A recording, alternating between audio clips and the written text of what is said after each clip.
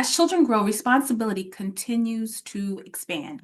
It starts with taking care of themselves, then it grows to noticing how their actions affect others, and eventually responsibility becomes something even deeper. Children begin to understand that what they do helps a group work, that their effort matters over time, and that other people rely on them.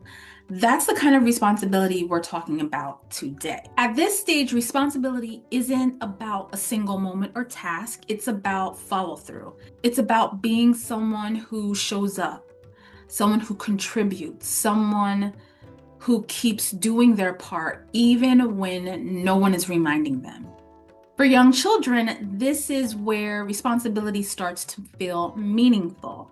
So there's a story that captures this kind of responsibility really well, and it's called A Chair for My Mother. This isn't a story that tells children what to do. Instead, it shows responsibility lived out over time. So in the story, a family loses many of their belongings in a fire. They don't replace everything at once. They make a shared decision to save for something important, a comfortable chair for their mother who works long hours. Each person in the family plays a role. So the mother works and saves her tips, the child saves coins, and the grandmother contributes too. So no one gives a speech and everyone does their part again and again. And in this story, it shows responsibility not as a rule, but as a commitment.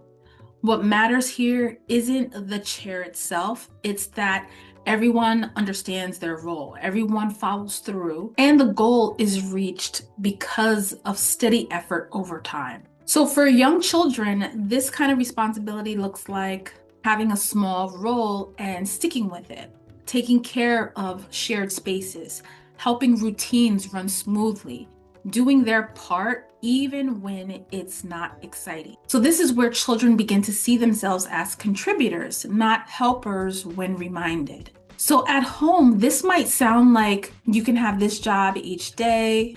We're counting on you for this part.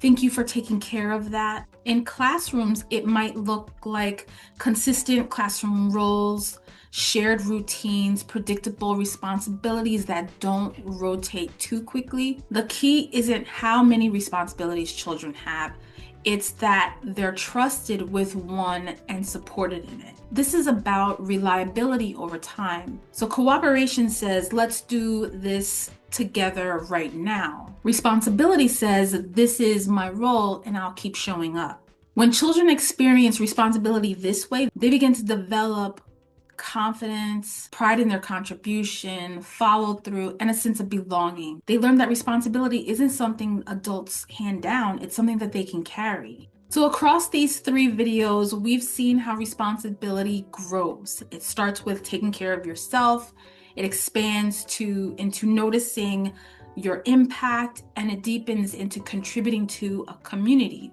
None of this happens overnight, but every small opportunity builds toward something lasting. Responsibility isn't about perfection, it's about showing up, doing your part, and learning that what you do matters, especially to others.